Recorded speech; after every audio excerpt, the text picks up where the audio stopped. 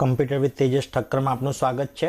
પ્રસ્તુત વિડીયો સેશનમાં આપણે ધોરણ 12 કમ્પ્યુટર અધ્યયનના પ્રકરણ 8 જાવામાં ક્લાસ અને ઓબ્જેક્ટ વિશે માહિતી મેળવીશું। પ્રસ્તુત પ્રકરણ પણ અગાઉના પ્રકરણ 7ની જેમ જ ખૂબ જ અગત્યનું છે, કારણ કે આ પ્રકરણનો સૈદ્ધાંતિક ગુણભાર 10 માર્ક્સનો છે, એટલે કે બોર્ડની પરીક્ષામાં 10 માર્કના એમસીક્યુ આ પ્રકરણમાંથી પૂછાશે। જ્યારે પ્રાયોગિક ગુણભાર પણ 10 માર્કનો છે, એટલે કે 10 માર્કના પ્રોગ્રામ્સ જે છે એ આ પ્રકરણમાંથી પૂછાશે। આ પ્રકરણમાં આપણે બે બાબત વિશે ચર્ચા કરવાની છે વિગતવાર। એક તો જાવામાં ક્લાસ વસ્તુ વિશે અને સેકન્ડ જે છે એ ઓબ્જેક્ટ વિશે, બરાબર। તો ચાલો શરૂ કરીએ જાવામાં ક્લાસ અને ઓબ્જેક્ટ। સૌપ્રથમ આપણે ક્લાસ વિશે માહિતી મેળવીએ તો ઓબ્જેક્ટ આધારિત પ્રોગ્રામિંગમાં ઓબ્જેક્ટ અને ક્લાસ એ બંને પાયાના એકમ છે। એક સમાન લાક્ષણિકતાઓ ધરાવતા અનેક ઓબ્જેક્ટનું માળખું એટલે ક્લાસ। જાવામાં ક્લાસ શબ્દ વડે ક્લાસને વ્યાખ્યાયિત કરવામાં આવે છે। ક્લાસ એ ડેટા અને પ્રોગ્રામના કોડથી બને છે। ક્લાસ ફક્ત ચલનો પ્રકાર જ નક્કી કરે છે। ડેટા એટલે એટ્રીબ્યુટ, પ્રોગ્રામનો કોડ એટલે વિધેય કે જેને મેથડ તરીકે ઓળખવામાં આવે છે। ક્લાસના ઘટકોની વાત કરીએ તો ક્લાસના બે ઘટકોનો બનેલો હોય છે, એક એટ્રીબ્યુટ અને બીજું બિહેવિયર। એટ્રીબ્યુટ ચલથી વ્યાખ્યાયિત કરવામાં આવે છે, જ્યારે બિહેવિયરને મેથડથી વ્યાખ્યાયિત કરવામાં આવે છે।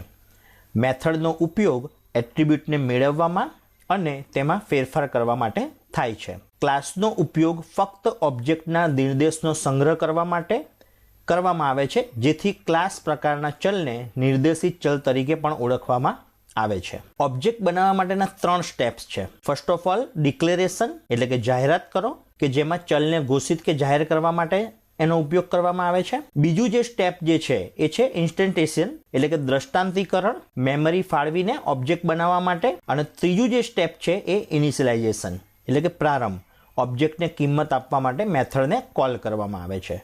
તો આ પણ ખૂબ જ અગત્યનો ટોપિક છે, ઓબ્જેક્ટ બનાવવા માટેના 3 સ્ટેપ્સ જે છે એ। ઓબ્જેક્ટની જો વાત કરીએ તો નવો ઓબ્જેક્ટ બનાવવા માટે ન્યૂ કીવર્ડનો ઉપયોગ કરવામાં આવે છે। રેફરન્સ એ મેમરીનો સ્થાનાંક છે, જ્યાં ઓબ્જેક્ટનો સંગ્રહ કરેલો હોય છે। મેમરીના ખાસ ભાગ હીપમાં ઓબ્જેક્ટને રાખવામાં આવે છે। જાવામાં વણ વપરાયેલા ઓબ્જેક્ટને શોધી તેમાં વપરાયેલા મેમરી પાછી મેળવવા માટે ગાર્બેજ કલેક્ટરનો ઉપયોગ કરવામાં આવે છે। ઓબ્જેક્ટ બનાવવાની ક્રિયાને ઓબ્જેક્ટ ઇન્ટેસિએશન કહે છે। દરેક ઓબ્જેક્ટ ઇન્સ્ટન્સનો પોતાનો ડેટા સેટ અલગથી હોય છે। ઇન્સ્ટન્ટ વેરિયેબલને એક્સેસ કરવાની જો વાત કરીએ તો ઓબ્જેક્ટ વડે ઇન્સ્ટન્સ વેરિયેબલ અને ઇન્સ્ટન્સ મેથડ મેળવવામાં આવે છે, જેનો નિર્દેશ ડોટ પ્રક્રિયક એટલે કે ફૂલ સ્ટોપ જે છે એના વડે કરવામાં આવતો હોય છે। જેની વાક્ય રચનાની જો વાત કરીએ તો object reference dot instance variable or method. અહીં ડોટ એ પ્રક્રિયક છે અને ડોટ પ્રક્રિયકની સહચારિતા ડાબી બાજુથી લઈને જમણી બાજુ હોય છે। આ પણ મોસ્ટ આઈએમપી પ્રશ્ન છે। આ બેમાંથી એક પ્રશ્ન જનરલી બોર્ડ એક્ઝામમાં જોવા મળતો હોય છે કે ડોટ પ્રક્રિયક જે છે એ અને એની સહચારિતા જે છે ડાબી બાજુથી જમણી બાજુ હોય છે। આ બંને પ્રશ્નો ખૂબ જ મહત્વના છે। ક્લાસમાં ઘોષિત કરેલા ચલનું વર્ગીકરણની જો વાત કરીએ તો સ્ટેપ બાય સ્ટેપ આપણે 3 એના વેરિયેબલ વિશે માહિતી મેળવવાની છે। ફર્સ્ટ ઓફ ઓલ આપણે લોકલ વેરિયેબલ વિશે માહિતી મેળવીએ। તે મેથડ કે બ્લોકની અંદર વ્યાખ્યાયિત કરેલો ચલ છે। બ્લોક શરૂ થાય ત્યારે તેનું નિર્માણ થાય છે, બ્લોક પૂરો થાય ત્યારે તેનો નાશ થઈ જાય છે। તેની પૂર્વનિર્ધારિત કિંમતોથી શરૂઆત થતી નથી। ઇન્સ્ટન્સ વેરિયેબલની જો વાત કરીએ તો તે મેથડની બહાર વ્યાખ્યાયિત કરેલો ચલ છે। તેને નિર્મિત કરી હીપ વિસ્તારમાંથી મેમરીની ફાળવણી થાય છે। તેને પૂર્વનિર્ધારિત કિંમતો આરંભમાં એટલે શરૂઆતમાં જ આપવામાં આવે છે। ત્રીજા વેરિયેબલની વાત કરીએ તો ક્લાસ વેરિયેબલ છે। તે ક્લાસની અંદર, મેથડની બહાર અને સ્ટેટિક ચાવીરૂપ શબ્દ સાથે વ્યાખ્યાયિત કરેલો ચલ છે। તેને ક્લાસ દીઠ એકવાર મેમરીની ફાળવણી થાય છે। તેને બધા ઓબ્જેક્ટ વડે વાપરી શકાય છે। તેને પૂર્વનિર્ધારિત કિંમતો આરંભમાં એટલે કે શરૂઆતમાં આપવામાં આવે છે। તો આ 3 વેરિયેબલ વિશે આપણે માહિતી મેળવી। ત્યારબાદ સ્ટેપ બાય સ્ટેપ આપણે હવે જુદા જુદા ટોપિક વિશે ચર્ચા કરવાની છે। ફર્સ્ટ ઓફ ઓલ પોલીમોર્ફિઝમ, પ્રકરણ 7માં પણ આ ટોપિક વિશે આપણે થોડોક આછો ખ્યાલ મેળવ્યો છે। તો પોલીમોર્ફિઝમ એટલે કે અનેક સ્વરૂપ કે બહુરૂપતા મોસ્ટ આઈએમપી પ્રશ્ન છે। સ્વાધ્યાયના પ્રશ્નમાં પણ ટેક્સ્ચ્યુઅલ એક્સરસાઇઝમાં પણ આનો સમાવેશ થયો છે ને બોર્ડમાં પણ ઘણી વખત પૂછાયેલો પ્રશ્ન છે આ કે પોલીમોર્ફિઝમ એટલે કે અનેક સ્વરૂપ, બહુરૂપતા। તે એક જ નામ સાથે જુદી જુદી મેથડને દર્શાવે છે। એક જ નામ ધરાવતી પણ અલગ અલગ સિગ્નેચર સાથેની વિવિધ મેથડને મેથડ ઓવરલોડિંગ તરીકે ઓળખવામાં આવે છે. કન્સ્ટ્રક્ટર્સની વાત જો કરીએ તો નવા ઓબ્જેક્ટ નિર્મિત કરતા સમયે ઇન્વોક કરવામાં આવતી મેથડને કન્સ્ટ્રક્ટર્સ તરીકે ઓળખવામાં આવે છે. તે પ્રારંભિક કિંમતો આપવા માટે બનાવવામાં આવે છે. કન્સ્ટ્રક્ટર્સ અન્ય સામાન્ય મેથડથી નીચે મુજબ અલગ પડે છે.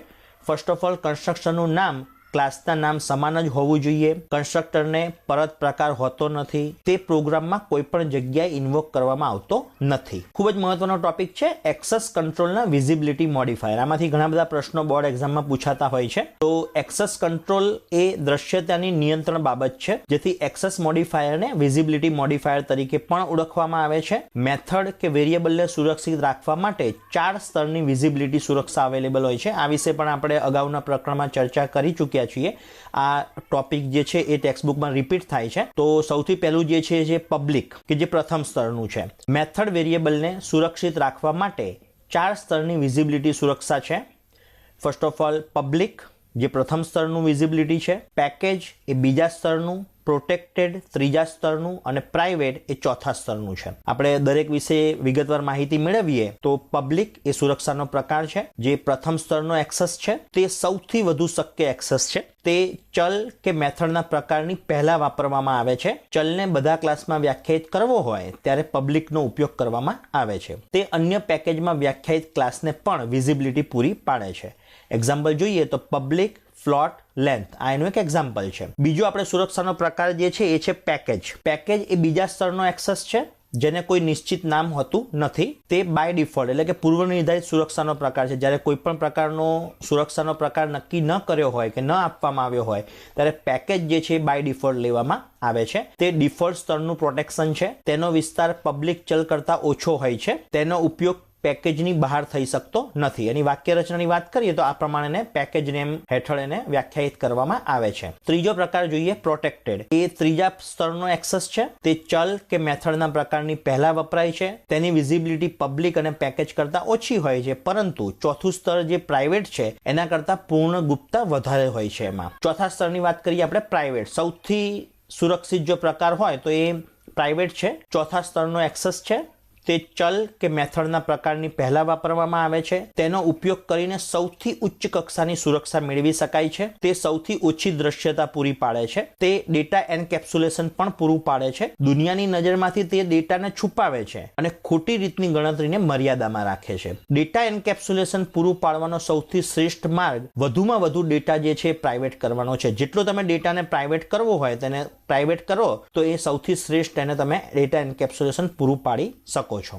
અને નેક્સ્ટ જે આપણો ટોપિક જે છે ખૂબ જ અગત્યનો, આમાંથી પણ એક ક્વેશ્ચન જનરલી બોર્ડ એક્ઝામમાં પૂછાતો હોય છે, અને એ છે એક્સેસર અને મ્યુટેટર. ખૂબ જ સરળ પદ્ધતિ છે આમાં કે ડેટાનો અન્ય વડે ઉપયોગ માન્ય રાખવા માટે એટલે કે એક્સેસ આપવા માટે એક્સેસર મેથડ લખવામાં આવે છે. એક્સેસર મેથડમાં ચલના નામનો પ્રથમ અક્ષર કેપિટલ બનાવી પૂર્વક તરીકે ગેટ લખવામાં આવે છે, કે જેને ગેટર તરીકે ઓળખવામાં આવે છે. એટલે એક્સેસ ઉપયોગ જ્યારે માન્ય હોય ત્યારે એક્સેસર મેથડ અને ગેટ પૂર્વક અને ગેટર તરીકે ઓળખવામાં આવે છે. હવે જ્યારે ડેટામાં અન્ય વડે ફેરફાર કરવાનો જો માન્ય રાખવો હોય તો એના માટે મ્યુટેટર મેથડ છે. ફેરફાર માન્ય, આ બંનેમાં ડિફરન્સ સમજી લેજો. એક્સેસ કરવા દેવું એટલે ઉપયોગ કરવા દેવું, જ્યારે ફેરફાર એટલે એડિટિંગ કરવા દેવું એટલે મ્યુટેટર મેથડ લખવામાં આવે છે.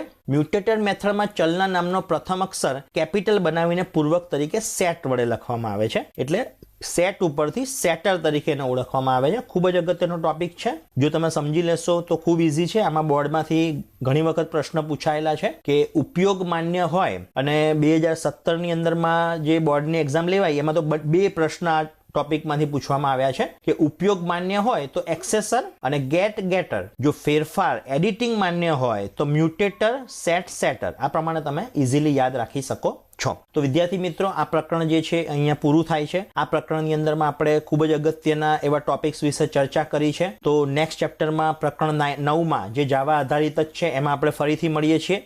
ત્યાં સુધી આપનો ખૂબ ખૂબ આભાર. થેન્ક્સ.